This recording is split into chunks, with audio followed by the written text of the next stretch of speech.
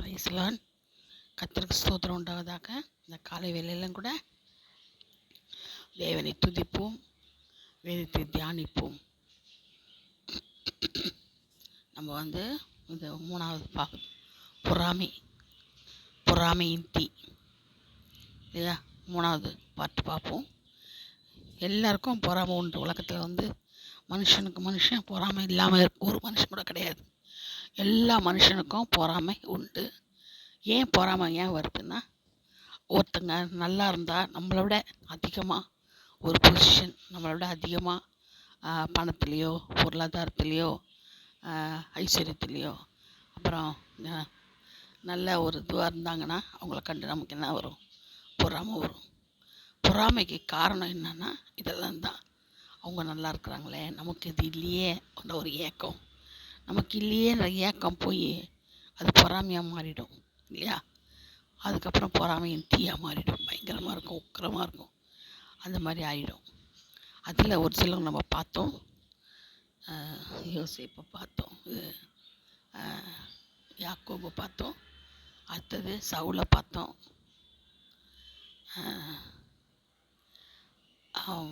அந்த மாதிரி ஒவ்வொருத்தராக பார்த்துட்டு வந்துட்டுருக்குறோம். இப்போ நம்ம காயின் பார்ப்போம். ஆபேல் காயினை பார்ப்போம். அவன் பொறாமை. ஆபேல் ஆடுகளை மேய்க்கிறவனாக இருந்தான். காயின் நிலத்தை பயிரிடுகளாக இருந்தான். காயின் நிலத்தின் கனிகளை கர்த்தருக்கு காணிக்கையாக கொண்டு வந்தான். ஆபேலும் தன் மந்தையின் தலையீற்றுகளிலும் அவைகளில் கொழுமையானவைகளையும் சிலவற்றை கொண்டு வந்தான். ஆபேலையும் அவன் காணிக்கையையும் கர்த்தர் அங்கீகரித்தார். இன்னும் வித்தியாசம். ஏன் கர்த்தர் அங்கீகரித்தார்? காயினையும் அவன் காணிக்கையும் அவர் அங்கீகரிக்கவில்லை. ஏன் அங்கீகரிக்கலை பாருங்க, இது வித்தியாசம் பாருங்க. ஆபேல் தன் மந்தையின் தலையீற்றுகளிலும் அவைகள் கொழுமையானவைகள் சிலவற்றை கொண்டு வந்தான். கொழுமையானதை கொண்டு வந்தான். தலையீற்றில் முதன்மையானதை கொண்டு வந்தான். யார்? ஆபேல். ஆனால் காயினை கொண்டு வந்தான். நிலத்தின் கனிகளை கர்த்தருக்கு காணிக்கையாக கொண்டு வந்தான். சாதாரணமாக ஜென்ரலாக எல்லோரும் கொடுக்குற மாதிரி அவன் என்ன செய்தான்? கொண்டு வந்தான். உச்சிதமானதாக கொடுக்கல, ஒஸ்தியாக கொடுக்கல, முதன்மையானதை கொடுக்கல, ஆனால் கொண்டு கொடுத்தான், அவ்வளோதான். அப்போது ஆண்டவர் என்ன செய்கிறார்? அது அங்கீகரிக்கலை. ஆபேலையும் அவன் காணிக்கையையும் கர்த்தர் அங்கீகரித்தார். காயினையும் அவன் காணிக்கையும் அவன் அங்கீகரிக்கவில்லை. அவர் அங்கீகரிக்கலை. அப்பொழுது அவன் காயினின் முகம் காயினுக்கு மிகவும் எரிச்சல் உண்டாகி அவன் முகநாடி வேறுபட்டது. எரிச்சல் எதில் வரும்? பொறாமையினால் தான் எரிச்சல் வரும், கோபம் வரும் இல்லையா? இல்லைன்னா வராது. பொறாமை ஒருத்தர் வேலைப்படுறோம்னா அடுத்தவங்க மேலே என்ன வரும்? எரிச்சல் வரும். அவங்க கண்டாலே நமக்கு எரிச்சலாக வந்துடும்.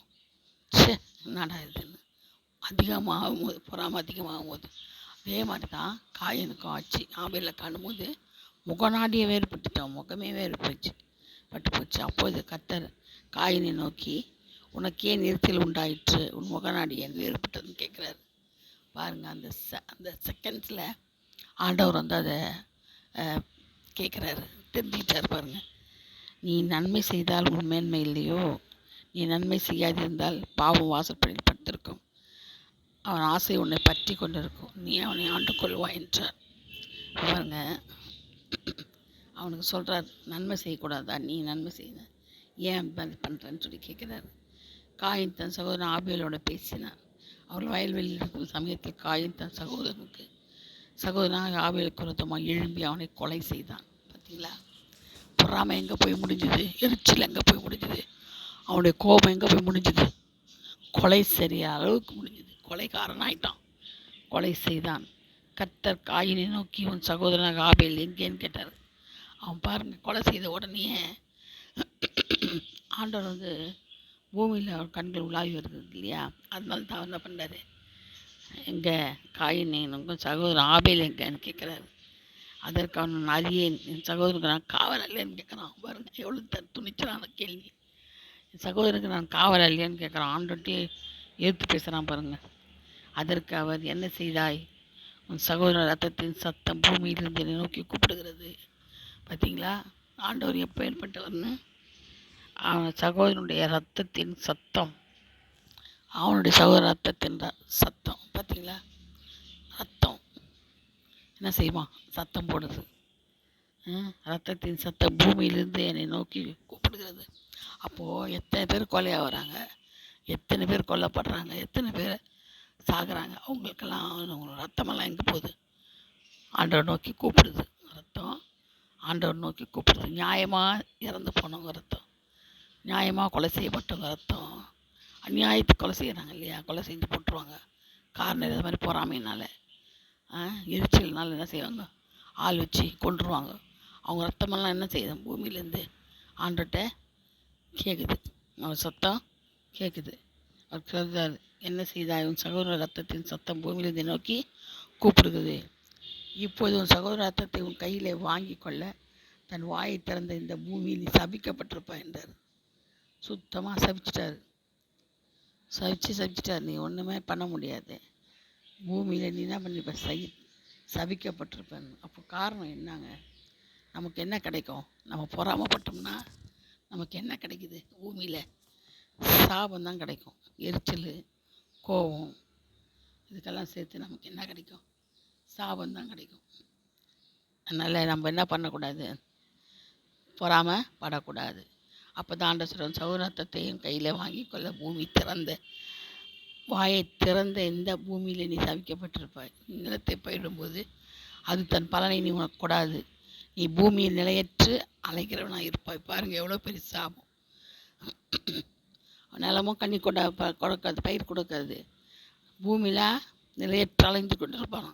எவ்வளோ பெருசு. அப்பொழுது காயின் கத்தை நோக்கி, எனக்கிட்ட தண்டனை சகிக்க முடியாது. இன்று என்னை இந்த நேசத்தில் துரத்து விடுகிறேன். நான் உன் சமூகத்தை விட்டு மறைந்து பூமி நிலையற்ற அலையனாக இருப்பேன்.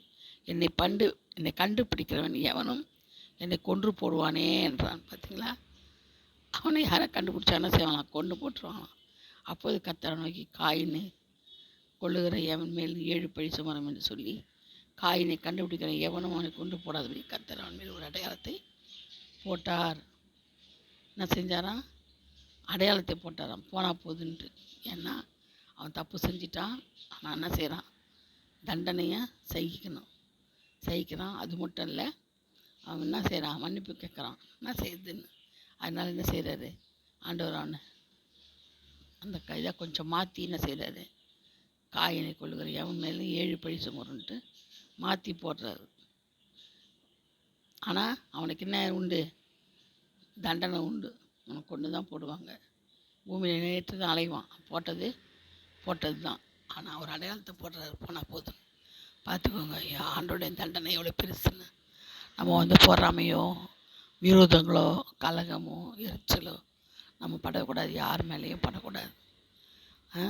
நம்ம எப்போதும் சுத்தமாக ஜீவிக்கணும். ஆண்டோட பிள்ளையாக ஜீவிக்கணும்.